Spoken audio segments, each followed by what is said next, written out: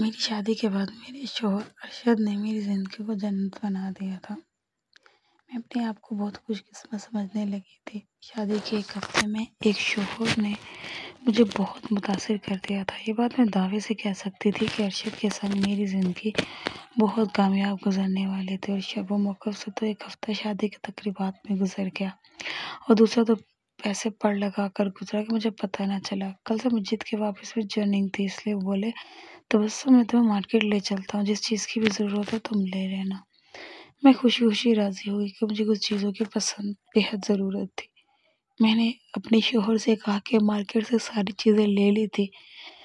वापसी पर वो बोले हम खाना भी किसी अच्छे से रेस्टोरेंट में खा लेते हैं। हमने खाना खाया तो वापस पर आने काफ़ी देर कर चुके थे। हम अपनी गाड़ी तक जाने लगे तो इसलिए नुकसान बिन हमारे पास से गुजरी। इसमें इनको देखकर मेरा बहुत सांस ऊपर और नीचे का नीचे रह गया था। मैं खौफज़दा हो चुकी थी, मेरे हाथ घबरा रहे थे। मैं जल्दी से गाड़ी का दरवाज़ा खोला और इसमें बैठ गई। अरशद भी मेरे पास आकर बैठ चुके थे। वो बोले क्या बात है, तुम बहन को देखकर घबराते हुए मेरी चोरी पकड़ी गई। मैं मुस्कुराने की कोशिश करने लगी और बोली नहीं, ऐसी कोई बात नहीं है। मगर अरशद को मेरे जवाब ने मुतमईन नहीं किया था।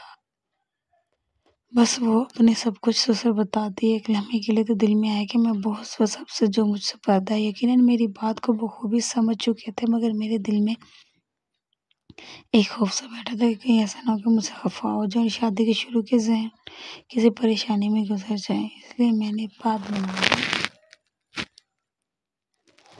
बना दी कि मुझे तेल की इफ्तार चीज़ें देखकर घबराहट होती है।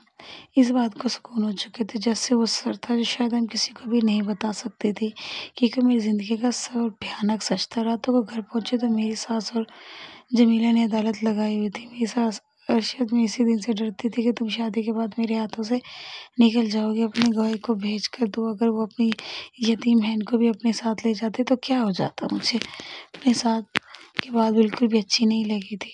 बोला मियाँ बीवी के दरमियान जिसे तीसरे का क्या काम। अरशद बोला अम्मी मैं तो चलता, मगर मेरी बीवी ने मुझे मना कर दिया था कि किसी को साथ ले जाने की ज़रूरत नहीं है।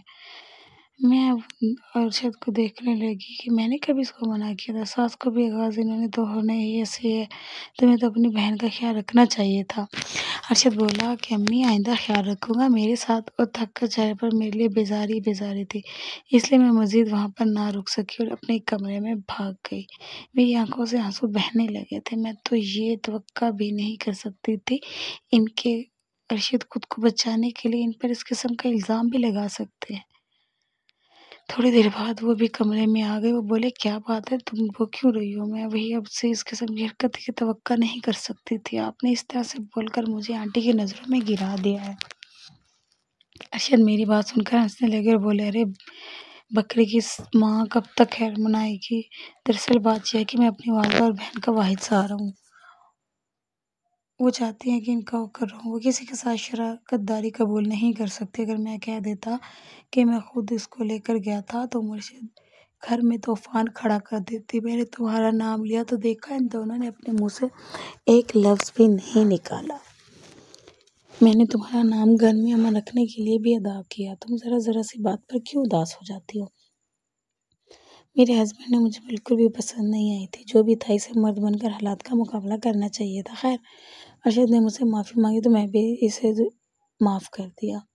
अब मैं जितनी भी कमज़ोर नहीं थी कि एक ही बात को लेकर रोती रहती। मैंने नोट किया था कि मेरी सास और ननद इस दिन के वाक़ये के बाद मुझसे खींची-खींची रहने लगी थी। मैं ही सबकी खिलाने के लिए इसके आगे पीछे हुई थी। मैंने वॉशिंग मशीन लगाकर सारे घर के कपड़े धो दिए थे। चंद बार कपड़े लगाने गई तो मुझे महसूस हुआ जैसे कोई उठकर नज़र रखे हुए है। मैं बहुत घबरा गई थी कि वो इधर देखा तो मुझे कोई भी नज़र ना आए। ये सब मेरे साथ पहली दफ़ा हुआ था, तो मैं इस बात को अपना मैं नज़रअंदाज नहीं कर सकती थी। ऐसे मेरे साथ 5वीं बार हुआ था। मुझे लगा कि कोई है जो हमारे घर पर नज़र रखे हुए है।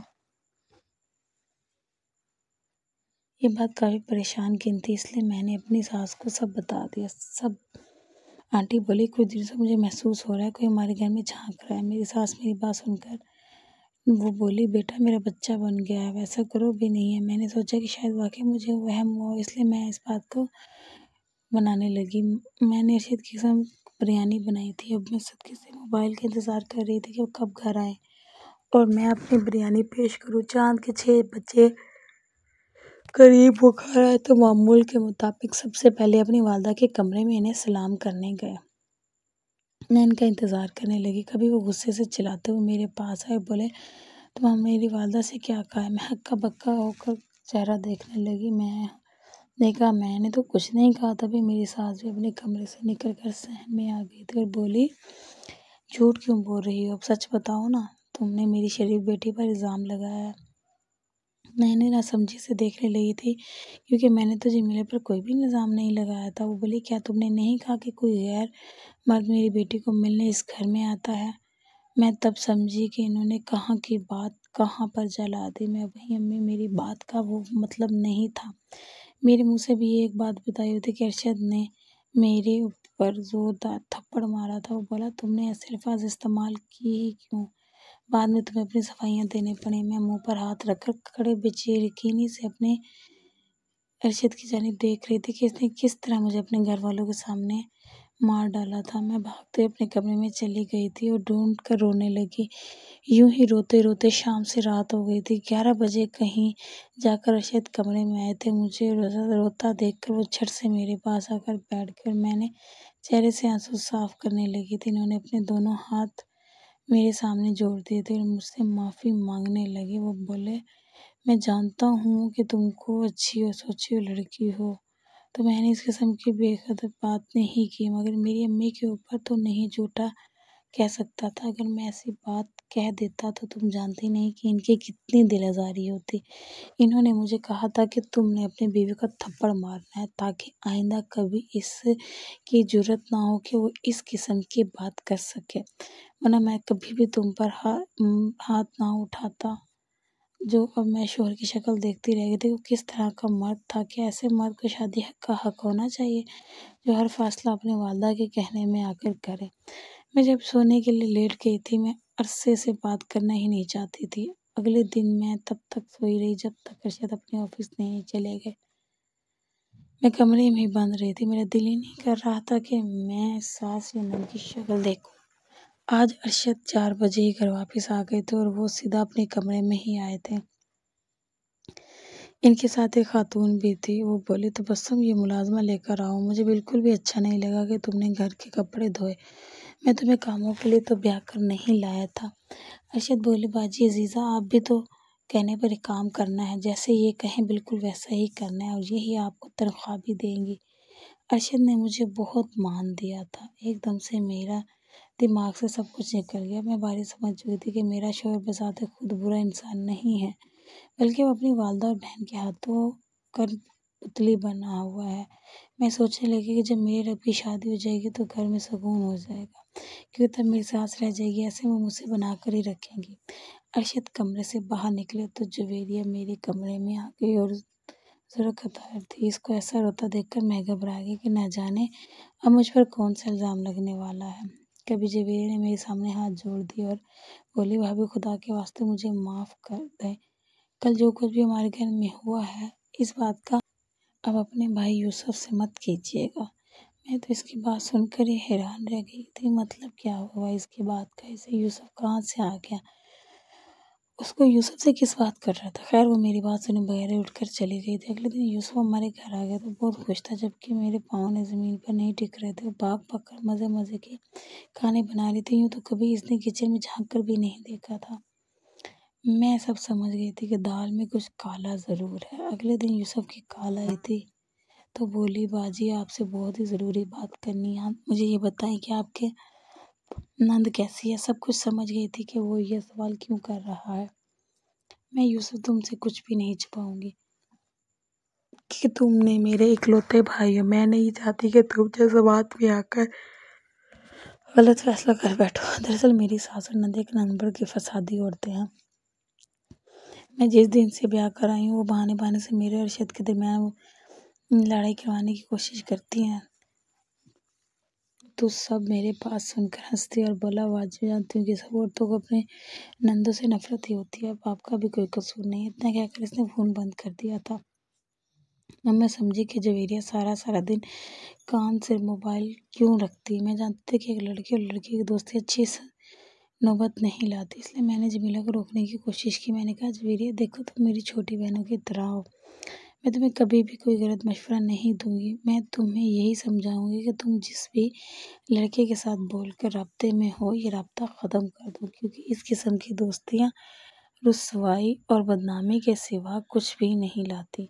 मेरी बात सुनकर जबरन ने रोना शुरू कर दिया। मैं इस सूरत से घबरा गई थी, क्योंकि मेरी सास और मेरा शौहर भी घर में ही मौजूद थे।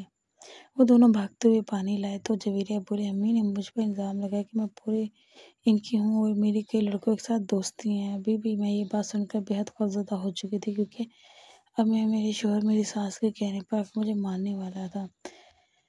इस सूरत से बचने के लिए मैं भागकर अपने कमरे में चली गई और अंदर से कुंडी लगा ली।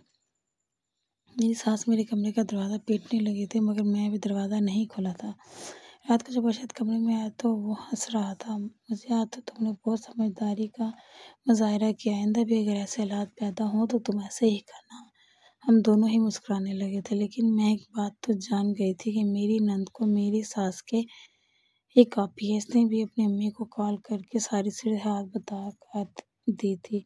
अभी मेरी बातें सुनकर रोने लगी थी। वो बोली, मेरी समझ में नहीं आता कि मैं क्या करूं, जो सब तुम्हारे पीछे पागल हो गया। कहता है कि अगर आपने मेरी मंगनी जमीला के साथ ना की तो मैं नहीं रहूंगा। इसलिए मेरी अम्मी मजबूर होकर उसका रिश्ता लेने हमारे घर आ गई थी। जवेरिया तो खुद ये रिश्ता आसानी से तय पा गया था, तो जिन किसी को भी एतराज़ नहीं था। जिस दिन मेरे भाई की मंगनी हुई थी, मैं अम्मी के गले लग के घूट घूट कर रोती रही, जो कि आज से मेरी ही बर्बादी का आगाज़ हो चुका था। कि यूसुफ मुझसे वो अक्सर हमारे घर आता तो मेरी सास के कमरे में बैठा रहता। वापस जाते हुए कभी कभार मेरा हाथ चाल दरियाफ्त कर लिया करता था। यूँ ही कुछ माह गुजर चुके थे कि एक दिन मेरी अम्मी ने मुझे बताया कि तुम्हारी नंद बिला वजह बात बात पर यूसुफ से झगड़ा करने लगी है और यूसुफ शादी से पहले ही तंग आ गया है।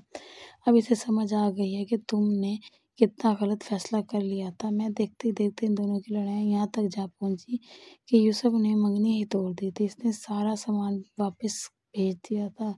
अब मेरी सासू शोर मुझे इनके कटहरे पर खड़ा कर दिया था। वो कहते थे कि किसी तरह भी तुम मनाओ यूसुफ को, इतनी बड़ी हमाकत ना करे, वो जवेरिया के साथ मंगनी ना तोड़े, वरना यूसुफ मेरे कहने में नहीं है। इसने तो हमें भी करते हुए मंगनी बताया नहीं था, ना ही मशवरा किया था। वो इस मामले में कुछ भी नहीं कर सकती। तभी मेरी सास ने अरशद को आंखों ही आंखों में इशारा किया था। आश्चर्य गलत मेरी बहन का घर उजड़ जाए और यूसुफ की बहन का घर बसता रहे, ऐसा तो मैं हरगिज़ नहीं होने दे सकता। इसलिए मैं तुम्हें तलाक देता हूँ।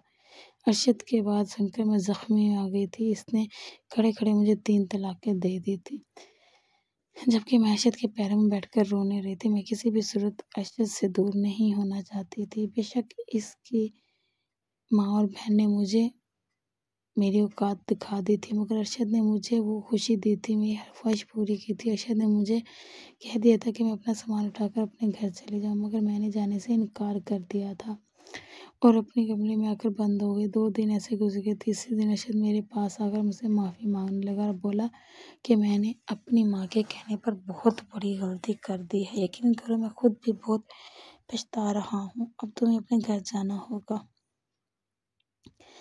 मगर मैं एकदम से बोली, अरशद, तुम्हें छोड़कर कहीं नहीं जाऊंगी। मैं तुम्हारी खातिर हलाला करने को तैयार हूँ। मेरी बात सुनकर वो हैरान हुआ, मगर फिर वो मेरी बहुत मेहनत करने पर मार दिया गया। मैंने अपनी इद्दत के दिन वहीं पर गुजार दिए थे। मेरी सास ने मुझे बहुत परेशान किया, मगर अरशद ने मुझे चुप रहने का कहा था, इसलिए मैं चुप रही थी।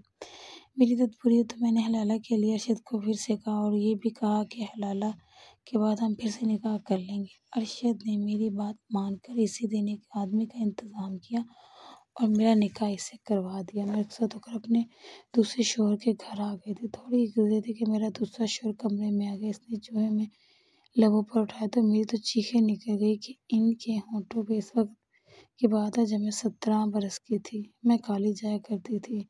मुझे पिकिंग एंड ड्रॉप अभी क्या करते थे। एक दिन मैं पुलिस से निकली तो इनमें मेरे पास आकर रुक गई। ड्राइवर निकल कर बोला, मैडम, आज आपके अब्बू आपको लेने नहीं आ सकते, इन्होंने मुझे आपको लेने के लिए भेजा है।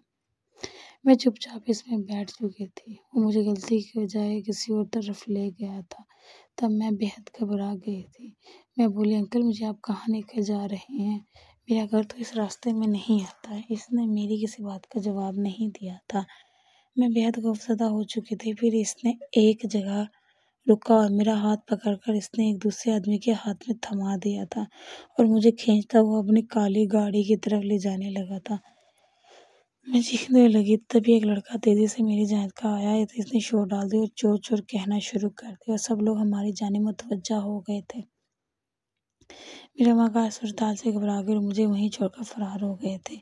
इस लड़के के नीचे देखा और मुस्कुराने लगा और बोला, शुक्र है मेरे मसीहा बनकर आया। वो लड़का मुझसे महज 5 साल ही बड़ा होगा। वो बोला, गाफिल करना करेगा, महफूज हाथों में है।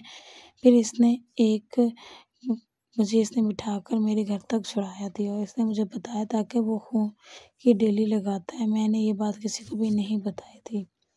मेरे अंदर खौफ बैठा हुआ था। बस इसी दिन से मुझे मेल से ऊपर तक था। आज मैं दूसरी शादी हो चुकी थी और मेरे शोहर ने मेरा दुपड़ा उठाया तो मैं ये देखकर हैरान रह गई थी कि वो यूं नहीं बल्कि पूरे पड़ोस था जिसने मुझे आज़ाद करवाया था। मेरे चेहरे के तासरात देखकर बोला, क्या तुमने मुझे पहचान लिया है? मैंने इस बात में सर हिला दिया और बोली, मैं अपने मोहसिन को कैसे भूल सकती हूँ। मेरी बात सुनकर इसकी आंखों में आंसू आ गए थे। वो बोला, तुम मेरा नाम अकबर है। मैंने जिस दिन से तुम्हें देखा मैं कारोबार से बजाया था। मैं इसी दिन से तुम्हारी मोहब्बत में मुब्तला हो गया था। मैं अपना रिश्ता भेजने से पहले कोई और कारोबार करना चाहता था क्योंकि मुझे पता चला था कि तुम्हारे घर वाले किसी भी सूरत तुम्हारे साथी एक फल फरोख्त नहीं करेंगे। एक कपड़े की शौकीन बना ली थी और फिर जिस दिन मांगो तुम्हारे घर भेजना था मुझे पता चला कि इस दिन तुम्हारी शादी हो गई थी। मैंने ये सदमा बड़ी मुश्किल से बर्दाश्त किया और मैं तुम्हारी एक झलक देखने के लिए अक्सर तुम्हारे गले में भी आया करता था। फिर मैंने तुम्हारे शोहर से दोस्ती लगा ली थी। एक रोज़ इसने मुझे बताया कि इसने तुम्हें तलाक दे दी है और अब हलाला के लिए इसे एक बात मर्द की ज़रूरत है, तो इसने मुझे ये काम करने के लिए कह दिया था। इसके बाद सुनकर मैं खामोश छोड़ के उठा था और तुम्हारे शोहर से कह दिया कि मैं हलाला करने को तैयार हूँ क्योंकि ये चंद दिन वो तुम्हारे साथ गुजारने चाहता था। इसी दिन के बाद अकबर ने मुझे अपनी इतनी खुशियाँ दी थी कि मैं हैरान रह गई थी। बहुत अच्छा इंसान था। शादी के तीसरे दिन से मुझे तलाक दे देना थी। इस दिन वो मेरे पास आकर बैठ कर बोला, तबस्सुम, मैं तुम्हारी हर खुशी को भूल नहीं कर सकता। तुम्हें इज्जत मान और प्यार दे सकता हूँ। मैं तुमसे दरख्वास्त करता हूँ कि तुम मुझे छोड़कर अपने पहले शौहर के पास वापस मत जाओ। तुम्हारे सास और अरशद को अच्छे तरीके से जान गया हूँ। अरशद हमेशा अपनी माँ की बात मानता आया। इसकी माँ अच्छी औरत नहीं है, वो झगड़ालू हो रहा था। अरशद मैं तुम्हारा नहीं बन सकता। कब तक तुम अशर के साथ दोगी? वो भी अपनी माँ के आने पर तुम्हें तलाक दे देगा। अकबर ठीक कह रहा था। इसने समझाने पर मैंने अपना फैसला बदल लिया था। मैंने अरशद को कह दिया था कि मैं अकबर से तलाक नहीं लूँगी।